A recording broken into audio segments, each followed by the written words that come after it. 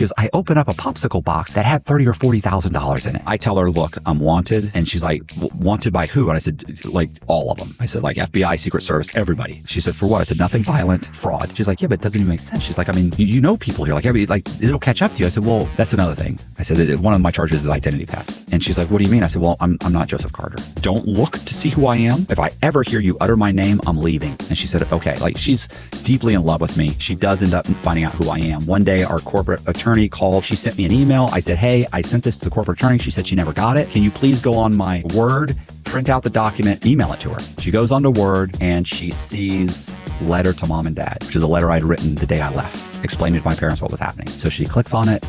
George and Margaret Cox, Matthew Cox. She looks up Matthew Cox. Boom. Bank fraud, mortgage fraud, Secret Service is most wanted, FBI. I didn't even know there were this many articles. Like, you know how you hit the history bar? I mean, wow. It was like, woo.